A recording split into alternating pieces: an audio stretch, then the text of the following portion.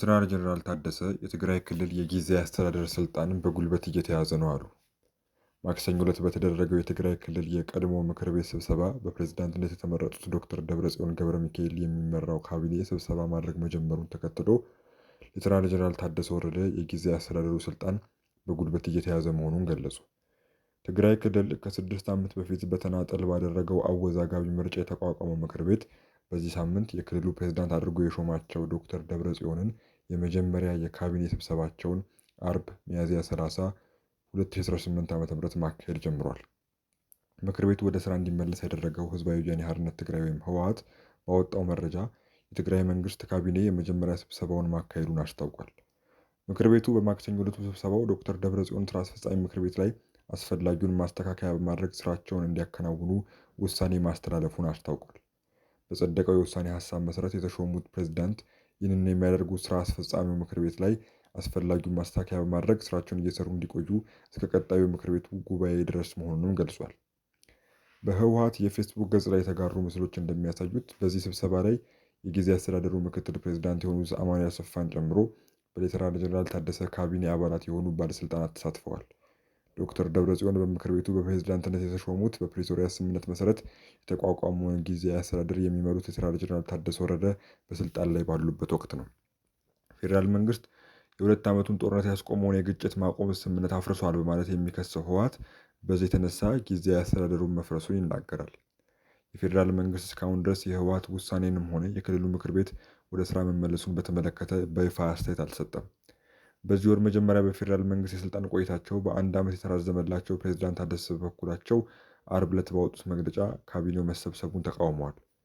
ፕሬዝዳንት ታደሰ በጽህፈት ቤታቸው የፌስቡክ ገጽ በወጣው መልእክታቸው ተመርጠናል የሚሉ አካላት ዛሬ በክልሉ ጊዜያዊ አስተዳደር የካቢኔ ስብሰባ አዳራሽ የካቢኔ ስብሰባ መጀመራቸውን ገልጸዋል።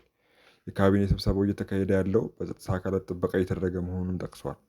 እነዚህ አካላት በአመራርነት የተመረጡት ችግሩ በውይይትና የጋራ መግባባት እንዲፈታ የቀረበውን ጥሪ ወደ ጎን በመተው እንደሆነ በማንሳትም ወቅሰዋል። ይህ አይነቱ ውይይት ያስፈለገውም የአይነቱን እርምጃ ተከትሎ ሊመጣ የሚችለውን ጉዳትና መዘዝ ለማስቀረት ሲባል መሆኑን አስረድተዋል። የካቢኔ ስብሰባ መጀመሩ የዛሬውን ቀን የቀጣይ አደገኛ መንገድ የተጀመረበት ዕለት እንደሚያደርገው በመግለጽም አሳስበዋል። በዚህ ምክንያት ለሚከተለው መዘዝ ተጠያቂው የጊዜያዊ አስተዳደሩን ስልጣን በጉልበት እየያዘ ያለው ኃይል መሆኑን መግለጽ እፈልጋለሁ ሲሉም አስጠንቅቀዋል። ሌተናል ጀነራል ታደሰ በዚህ እርምጃ ምክንያት የሚመጣው መዘዝ ምን እንደሚሆን መልእክታቸው ላይ አልጠቀሱም። የጊዜያዊ አስተዳደሩ ፕሬዝዳንት ባለፈው ሳምንት ርዕዮት በተባለው የበይነ መረብ መገናኛ ብዙሃን ላይ ቃለ መጠይቅ በሰጡበት ወቅት የፌዴራል መንግስት ጣልቃ ሊገባ እንደሚችል ተናግረው ነበር። ነገር ግን ራሳቸው ፌዴራል መንግስት ይህንን እርምጃ እንዲወስን ጥያቄ እንደማያቀርቡ ገልጸዋል። ህወሓት ያለ ቅድመ ሁኔታ ለሚደረግ ድርድር ዝግጁ መሆኑን ገልጿል።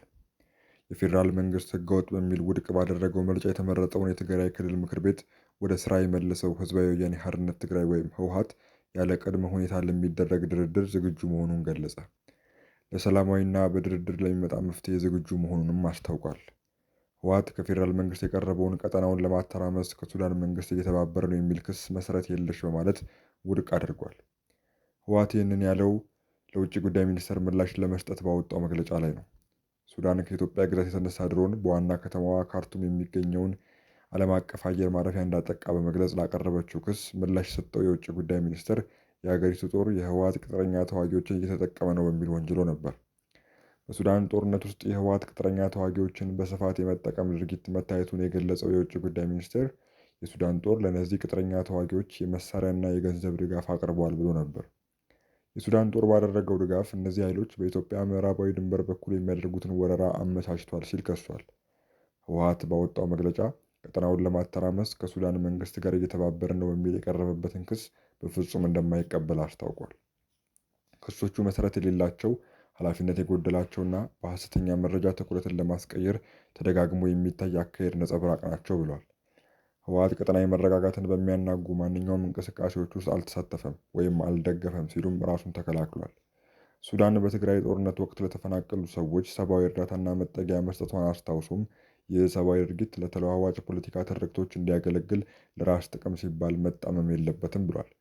ከውጥረት መታቀብና ገንቢ ግንኙነት በቀጠናው አስፈላጊ የሆነበት ጊዜ መሆኑን የጠቀሰው መግለጫው እንዲህ አይነት ክሶች ውጥረትን እንደሚያቀጣጥሉ እንዲሁም ለተጠያቂነትና ለእውነተኛ የሰላም ጥረቶች ያለውን አስቸኳይ ፍላጎት እንደሚጋርዱ ገልጿል።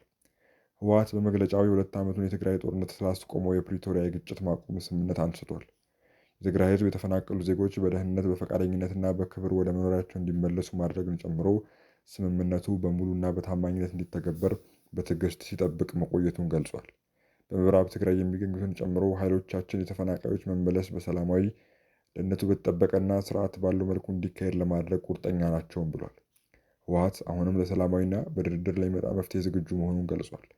ህወሓት ይህንን ያለው የፕሪቶሪያ ስምምነት በፌዴራል መንግስት ፈርሷል የሚል ክስ አቅርቦ በፕሪቶሪያ ስምምነት አማካኝነት ውድቅ ሆኖ የቆየው የትግራይ ክልል ምክር ቤት እንዲመለስ ባደረገ ማግስት ነው።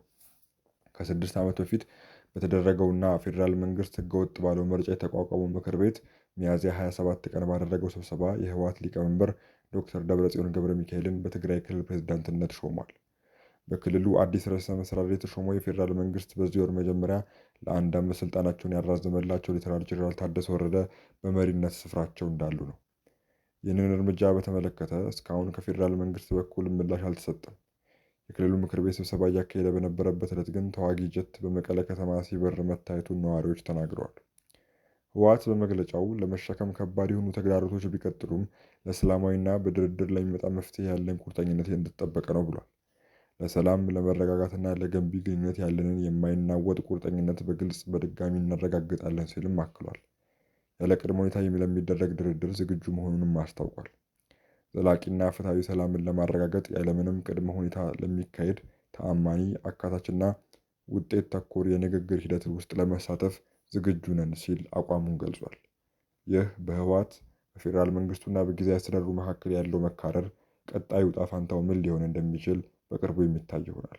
ዘገባው የቢቢሲ ነው።